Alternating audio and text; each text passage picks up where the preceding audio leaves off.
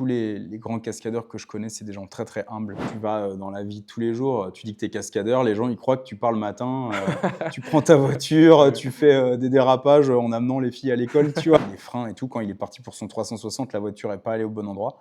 Elle est tombée au fond de la Marne et Waouh! ouais, c'est Si vous avez des enfants, vous aimeriez qu'ils le fassent aussi? heu, je sais pas.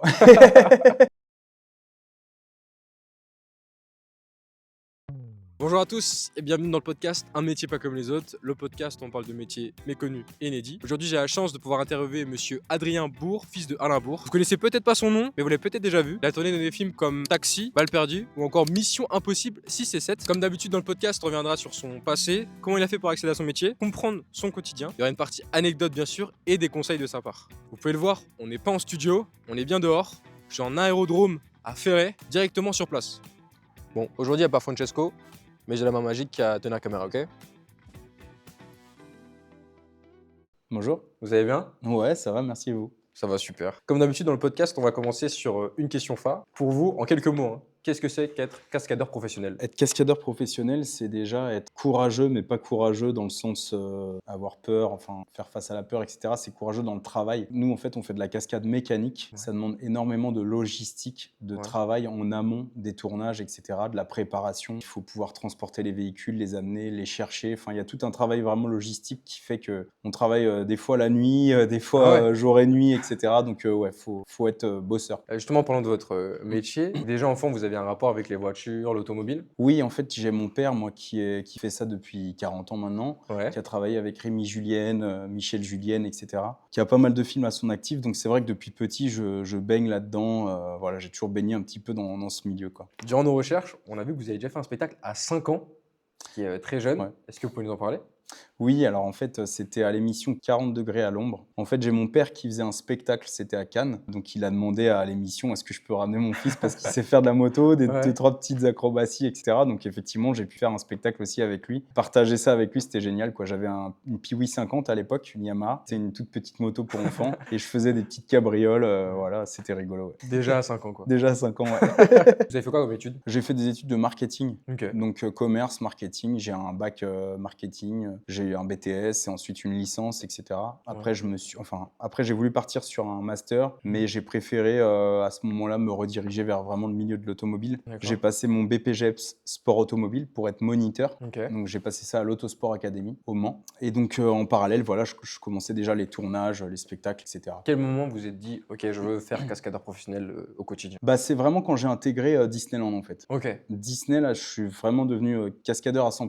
Je Mhm. faisais déjà des tournages, mais voilà, là, ça a vraiment scellé le truc, quoi, où je voulais être cascadeur et faire que ça, quoi. C'est pas évident de pouvoir s'entraîner en Ouais. tant que cascadeur mécanique. Il J'imagine, faut un ouais. circuit, il faut une voiture, une moto et cetera. Donc c'est vraiment pas facile de pouvoir s'entraîner, même quand on est fils de cascadeur. Bon, j'avais quand même des bonnes notions, mais c'est vrai qu'à Disneyland, j'ai eu la chance d'avoir une vraie formation de cascadeur de Mhm. plusieurs mois, une formation très intense et ensuite les 7 ans d'années que j'ai fait là-bas, c'est vraiment tous les jours, tu t'entraînes, tu t'entraînes, tu Ah, t'entraînes. c'était 7 ans, ok, ouais. C'est 7 ans, ouais, et donc tous les jours, tu as vraiment des entraînements et cetera toute la journée. C'est quoi une journée type dans votre quotidien? Je sais qu'on a du coup votre entreprise, il y a Ouais. aussi le côté tournage avec cascadeur automobile. Est-ce que vous avez une journée type? Bah, justement, alors ce que j'aime dans ce métier, c'est qu'il y a pas de journée type.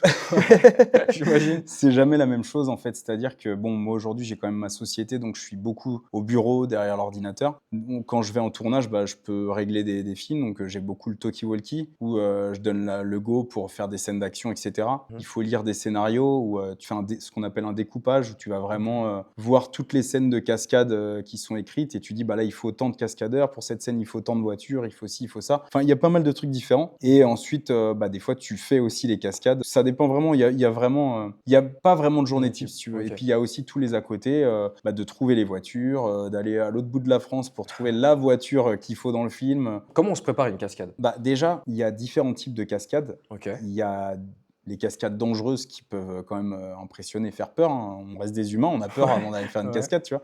Et après, il y a des petites cascades, un petit dérapage et cetera. On peut être amené aussi à faire ça sur les tournages. Bon, ça, il y a pas vraiment de pression à part, de bien faire les choses et de pas abîmer une caméra. Mais par contre, si on parle de vraiment une vraie cascade, dangereuse et cetera, Ouais. où tu vas partir en tonneau ou t'envoler en l'air, Ouais. il faut pas mal de lâcher prise, on va dire, pas mal de lâcher prise et il faut surtout bien préparer son véhicule en amont, mettre des arceaux, tout ce qui est sécurité, Mhm. les harnais, et cetera, qui font que bah, tu sais que le jour J, tu seras prêt et tu auras la voiture sécu pour faire ta cascade. Vous avez évoqué les cascadeurs, eux, qui utilisent leur corps quand ils chutent, je Ouais. sais qu'il y a des techniques quand on tombe pour rouler, etc. Ouais. Est-ce qu'il y a les mêmes choses avec les voitures, peut-être encaisser un choc d'une certaine manière ou...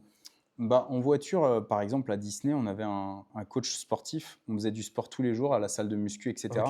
Parce qu'on faisait des sauts en voiture et en fait, pour pas que le dos se tasse à force, tout ce qui est vertèbres, les Mhm. lombaires, et cetera, bah, on musclait beaucoup le dos. On faisait beaucoup de musculation justement pour encaisser les chocs et tout ce qui est tonneau, enfin, et tout ce qui est saut, quoi. Est-ce qu'il y a une partie d'improvisation dans une cascade? Je dirais oui et non. En fait, si tu veux, le but, c'est de faire toujours la même chose. Mhm.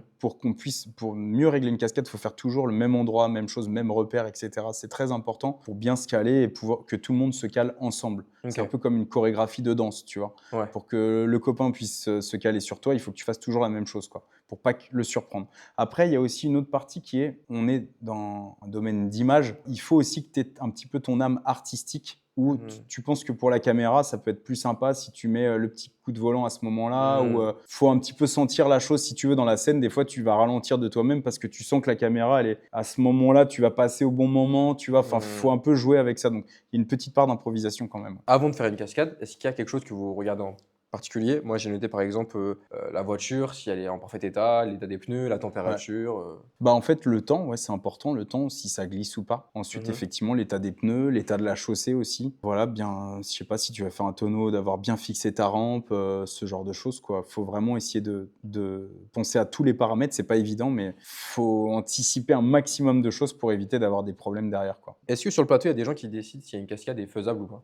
Bien sûr, il y a un coordinateur de cascade, donc qui va justement s'occuper de, bah, déjà de coordonner les cascades, Mhm. mais aussi de toute la sécurité, de voir si, telle personne doit pas être là, là je veux personne, là vous m'enlevez, tous les véhicules et cetera. Enfin, il s'occupe vraiment de toute la sécurité. Est-ce que vous avez un protocole à chaque cascade où, je sais pas, vous vérifiez par exemple la ceinture est bien mise? Bah, alors c'est pas dans l'ordre, mais oui, oui, Ouais. bien sûr, on va vérifier que les harnais sont bien attachés, l'airbag est bien enlevé, que, les points d'ancrage sont bien fixés aussi, points d'ancrage pour fixer les harnais, Ok. ce genre de choses. Oui, oui, bien sûr, on a des petits protocoles, oui, pour être bien sûr que tout va bien. C'est même des fois peut-être un peu superstitieux, il y a peut-être des petits trucs un Ouais. peu comme ça, ouais, chacun a son truc après. Durant un tournage, comment on gère la pression de se dire, bah voilà, si je casse la voiture, ça va prendre du temps, de la réparer, etc. C'est la plus grosse pression qu'on a sur Ouais. un tournage. C'est ce que j'apprends à mes stagiaires aujourd'hui. Donc, on fait des stages Stun Guys, donc les stages de cascade pour les professionnels. C'est vraiment, on leur fait vraiment comprendre que, en gros, il y a une équipe de 50 personnes qui est là.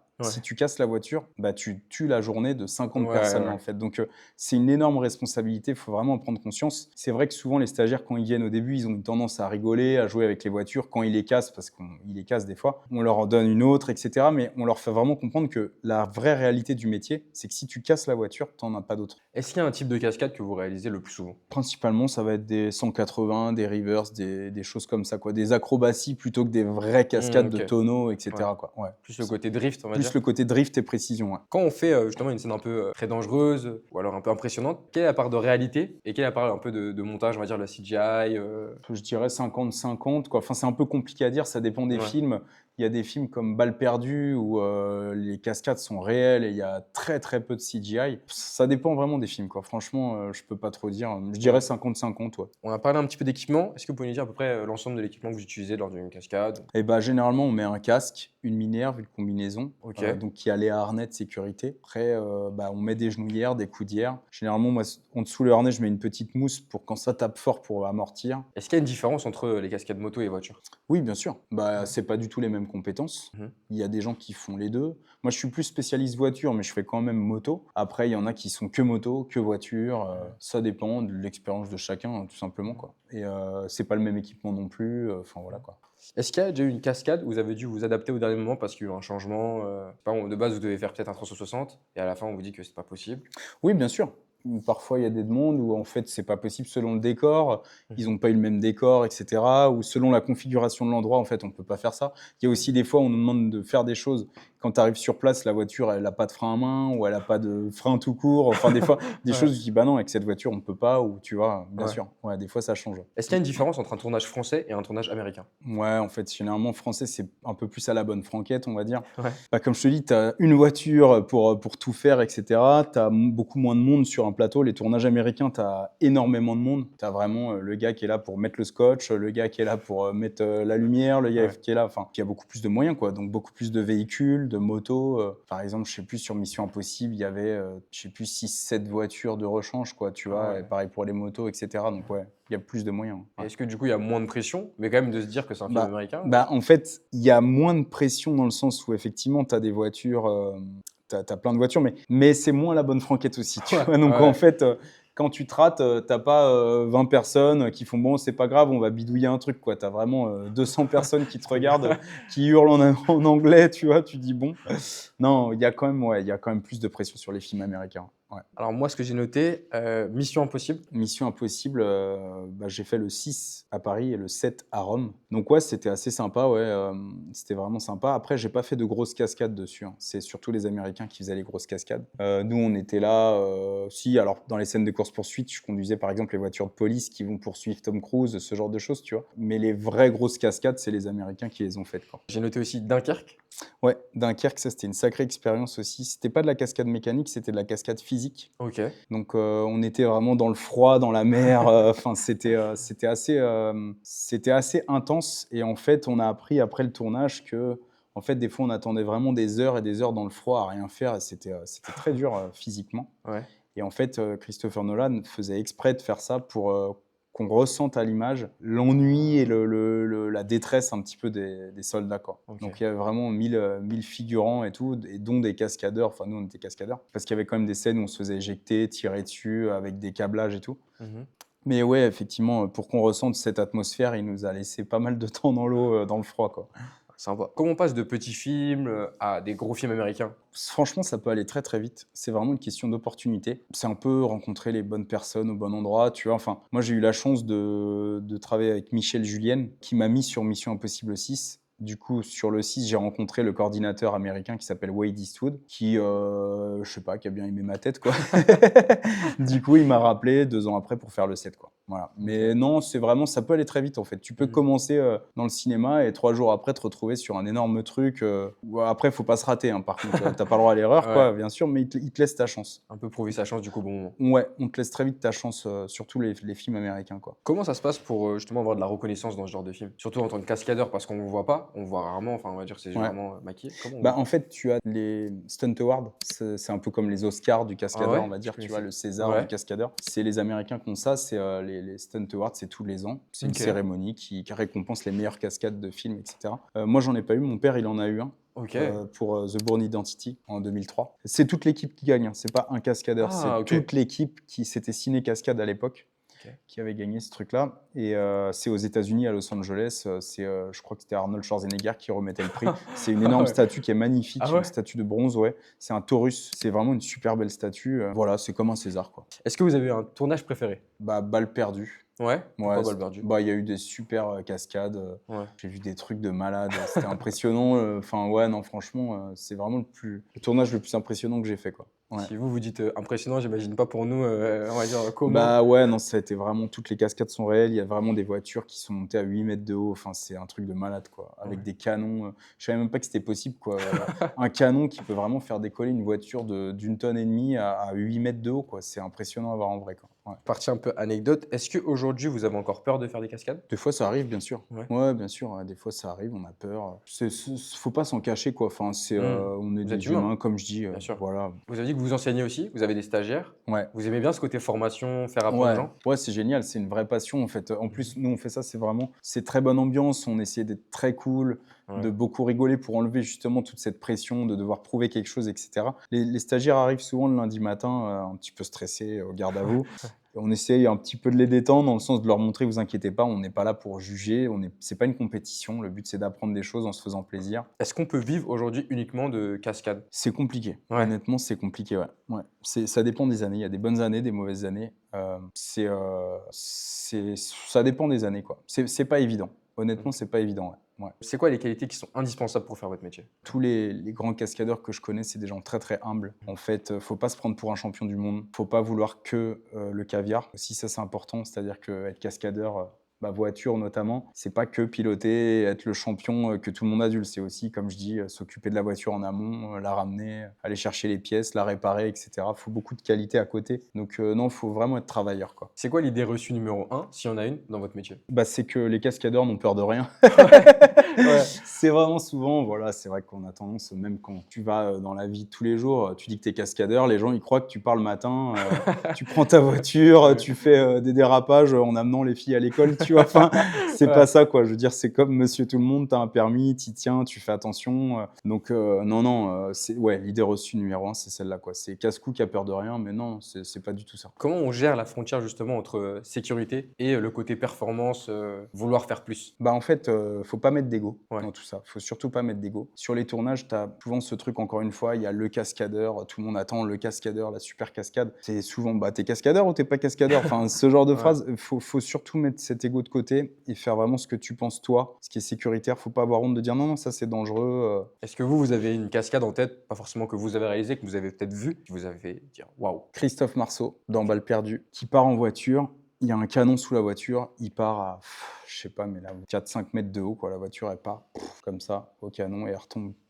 Enfin, il se pulvérise. Alors, bon, il s'est fait mal, hein, il est parti à l'hosto. Ah ouais. Mais ouais, ça m'a vraiment impressionné, quoi. Franchement, là, je me suis dit, le gars, waouh. Et vous avez déjà fait une cascade en particulier qui vous a fait dire waouh? Il y en a une où j'ai pris une très bonne claque, j'ai pris un arbre Ah ouais? de face. Pas vite, hein. J'ai pris à 35 km/h. Ça paraît pas vite, 35, mais un arbre, quand ça bouge pas, ça fait très mal. Du coup, j'ai un petit peu perdu connaissance et je suis sorti. J'étais pas très bien, quoi. Non, ouais, ça tape pas mal. Ouais. Les arbres, c'est pas comme une voiture où ça amortit. Ouais. Ça amortit, Là, donc pour ça moi, va. c'est choc. Mais là, Ouais. une voiture, tu peux taper à 80, même 90. Ça tape, mais ça va, quoi. Un arbre, c'est pas la même. On dit qu'à partir de 40, tu meurs, quoi. Il y a une fois, il y a une casquette que j'ai pas aimée. Mhm. Je devais, en fait, on était sur un anneau de NASCAR. Et en fait, je devais percuter mon père. En fait, il devait partir sur extérieur et je devais arriver vraiment le prendre comme ça de plein fouet. Mhm. Mais porte conducteur. C'est un truc qui se fait vraiment jamais. Ouais. Et en fait, la voiture a été renforcée quand même. Et franchement, j'ai vraiment eu peur ce jour-là de me dire ça se passe mal, je le pulvérise, quoi. Et il m'a dit t'inquiète pas, allez, ça va le faire et tout. Et Ouais. j'étais vraiment inquiet. Et au final, je me rappelle, j'ai tapé. Il y a eu un espèce de grand silence. Je lui ai dit ça va? Il m'a dit ouais, c'est bon. Est-ce que vous avez une cascade que vous avez ratée? Je devais conduire une voiture. Ils avaient mis les pédales à droite comme dans une auto-école. Mhm. Et je devais en fait conduire côté passager, quoi. Ouais. Avec personne à gauche. Et du coup, il y avait un espèce de trottoir que j'ai pas vu. Bref, je me suis pris le trottoir, j'ai pulvérisé la caisse. Ouais. Et je suis sorti de la voiture tout rouge, évidemment, la honte totale, Mhm. quoi. Et je me rappellerai toujours de David Julien. Je me suis dit, bon, là, c'est bon, je suis viré, quoi, c'est fini. Ouais. Il a une cigarette électronique, tu sais, il fume souvent la cigarette électronique. Et je sors de la voiture, il me regarde comme ça, il fait, ça vexe, hein. Et ça m'a fait rire. J'ai mon père qui s'est mis une fois dans la Marne, qui a failli passer Oh. avec une voiture. En fait, il devait partir pour un 360. Ouais. Il l'a fait plusieurs fois la scène, sauf qu'à un moment, il a dû couper la voiture parce qu'un technicien avait besoin d'intervenir dans la voiture. Et au moment où il l'a rallumé, il a oublié d'éteindre l'ESP, l'anti-patinage. Ok. Et en fait, du coup, forcément, ça a déréglé les freins et tout. Quand il est parti pour son 360, la voiture n'est pas allée au bon endroit. Elle est tombée au fond de la Marne et Wow. ouais, c'est un truc de fou. Ouais. Et du coup, il y a le premier assistant qui a sauté. Enfin, vraiment, l'eau est montée comme ça. Ouais. Et il mettait des coups de poing dans les vitres, etc. Impossible de casser. Et il y a le premier assistant qui a plongé avec un marteau, qui a réussi à casser la vitre et à le sortir. Il est sorti in extremis. Voilà, enfin. En fait, ça peut aller très, très vite, quoi, si tu veux. Ouais. Tout peut vite basculer, il faut penser à tout. Et par contre, j'ai un ami Ouais. qui a foiré une cascade, c'est marrant. Il a fait un truc super dangereux, il a failli passer. Et c'est dans le dernier film de John Woo, ça s'appelle The Killer, avec Ok. Omar Sy. Il y a une scène dans le film où en fait, tu vois la moto qui chute, lui il est sur la moto, et en fait, c'est pas de sa faute. Enfin, si tu veux, il y a une mauvaise coordination. Mhm. Bref, la voiture est passée comme ça sur lui, mais c'est le capot qui est passé parce que la voiture arrivait en tonneau en face, en fait. Ouais. Enfin bon, ça fait une scène un peu dangereuse. Il s'est fait virer du film parce qu'il fallait bien un bouc émissaire, entre Ouais. guillemets, alors qu'honnêtement, ça a mal été coordonné. Mais ce qui est marrant, c'est que la scène, ils l'ont quand même mis dans le film. Et à un moment, il y a quelque chose par rapport à la Fédération des cascadeurs français du cinéma. La FCFC, ouais. C'est ça. Ouais, Nous, moi, ouais. je connaissais pas du tout. Est-ce que vous pouvez nous en parler, expliquer aux gens? Bah, en fait, c'est une fédération que c'est Christophe Marceau d'ailleurs qui a mis ça en place, qui est un grand cascadeur. Enfin voilà, il a décidé de créer cette fédération où voilà, on imposait des tarifs. Ça permet d'avoir, c'était comme un syndicat un petit peu qui permettait de respecter les tarifs, de faire attention aux conditions de travail des cascadeurs, etc. quoi. Et qu'est-ce que vous aimeriez que les auditeurs retiennent du métier de cascadeur automobile? Piloter et faire des cascades sur un tournage, ça représente 10-15% de notre métier, quoi. 85% qui reste, c'est de la logistique. C'est les Voilà. trucs qu'on voit pas trop, quoi. C'est ça, c'est du travail de longue, quoi, vraiment. Et si vous avez des enfants, vous aimeriez qu'ils le fassent aussi? Je sais pas. En tout cas, merci beaucoup de nous avoir reçus. Bah, avec plaisir. Si vous avez aimé la vidéo, n'hésitez pas à liker, partager et commenter. Ça nous ferait très plaisir. Et nous, on se retrouve pour le prochain podcast. Ciao, ciao!